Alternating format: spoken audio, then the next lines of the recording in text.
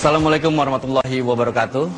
Pemirsa, alhamdulillahirabbil alamin, di bulan suci penuh berkah ini kita masih diberikan kesempatan oleh Allah Subhanahu wa taala untuk dapat berkumpul dan bertemu lagi dalam acara Tafsir Al-Misbah bersama saya Irgi, di mana nanti kita akan mendengarkan penjelasan mengenai ayat-ayat suci Al-Qur'an dari Bapak Quraisy Shihab.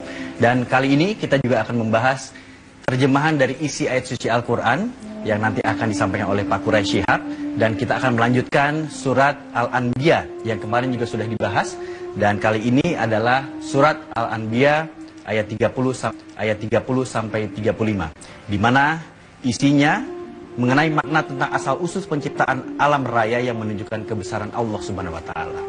Baik, Assalamualaikum warahmatullahi wabarakatuh Pak Quraisy. Waalaikumsalam. Sehat Pak hari ini? Alhamdulillah. Alhamdulillahirabbil alamin. Dan di studio sudah hadir kawan saya. Di sini sudah ada Ferdi Hasan dan juga Safina Ferdi. Assalamualaikum. Waalaikumsalam warahmatullahi wabarakatuh. Terima kasih banyak sudah mau hadir di Tafsir Al-Misbah. Dengan senang hati. Baik. Baiklah, kalau begitu langsung saja pemirsa, kita akan langsung membahas tentang surat Al-Anbiya ayat 30 sampai 35. Silakan Pak Quraisy. Baik, senang bertemu dengan Anda berdua. Alhamdulillah, alhamdulillah. Baik, mari kita lihat ayat kita ini. Ayat kita ini menyatakan demikian. A'udzubillahi minasyaitonirrajim. Awalam yaral ladzina kafaru annas samawati wal ard kanata ratqan fafataqnahuma wa ja'alna minal ma'i kulla syai'in hayy afala yu'minun. Tidakkah, butakah, picikkah pikiran dan mata hati orang-orang kafir itu, sehingga tidak memperhatikan, tidak mengetahui bahwa langit dan bumi tadinya satu gumpalan, kemudian kami membelahnya dan kami menjadikan air adalah sumber segala yang hidup. Maka apakah mereka belum lagi mau percaya bahwa yang mengatur itu adalah Tuhan yang Maha Esa? Nah, sebelum kita masuk penafsirannya, saya ingin memberi mukaddimah, gambaran umum. Al-Quran ini terdiri dari 6.000 ayat lebih. Itu punya tujuan dari kehadirannya. Tujuannya yang pertama, apa yang disebut akidah. Akidah itu adalah menuntut, mengajak orang percaya. Percaya pada apa? Percaya bahwa Tuhan Maha Esa, percaya ada hari kemudian, percaya ada nabi-nabi, percaya ada malaikat. Oke, itu satu. Yang kedua, tujuannya yang kedua, menginginkan orang melaksanakan hukum dengan baik. Itu yang dinamai syariat.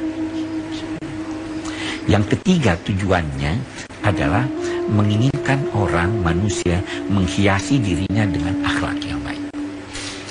Terkadang, kalau dari segi hukum boleh, terkadang ditinjau dari segi moral, kurang baik.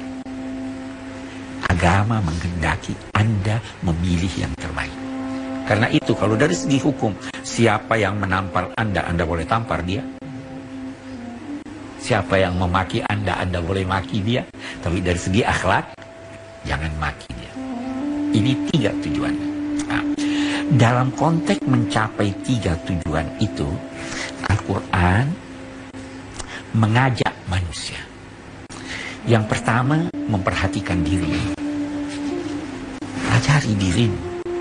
Kamu itu lemah. Kamu itu membutuhkan sandaran.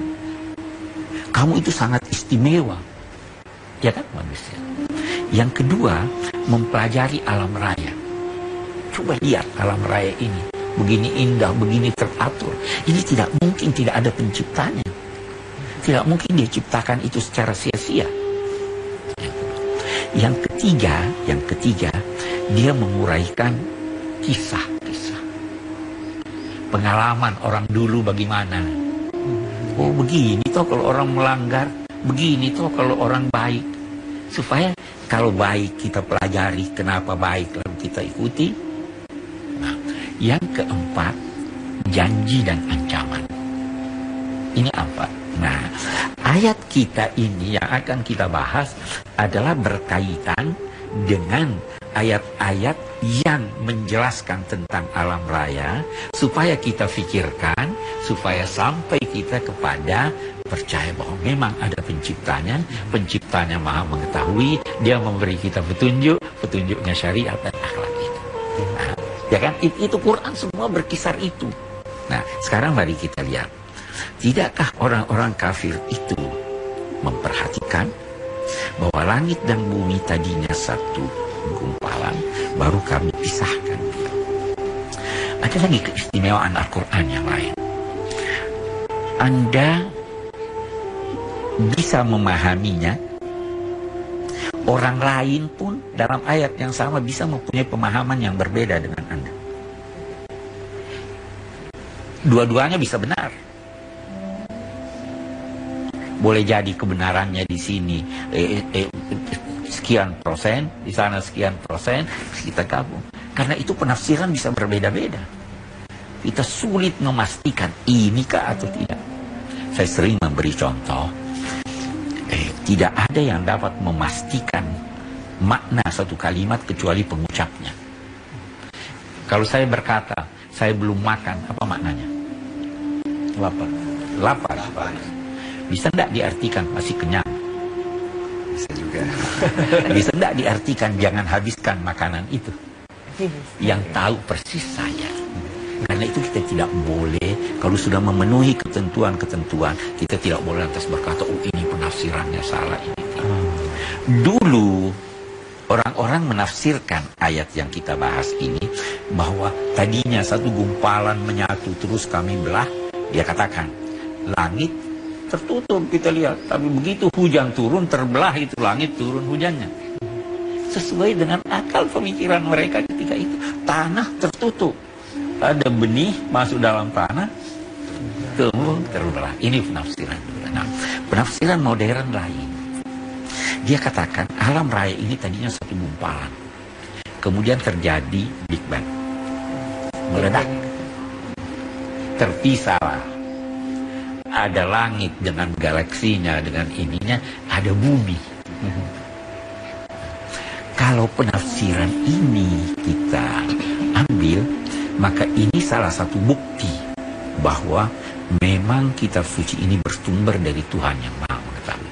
Karena dulu masa Nabi mana ada yang tahu tentang itu, ya kan?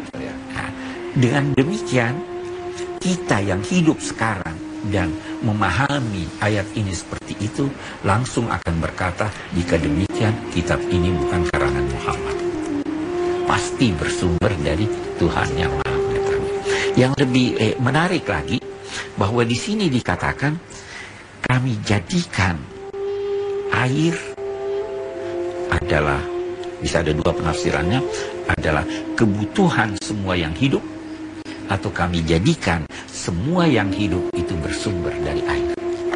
Ini juga sekarang kita lihat, katanya di mana, di planet-planet yang tidak bisa ada kehidupan di sana kalau tidak ada airnya, ya tak?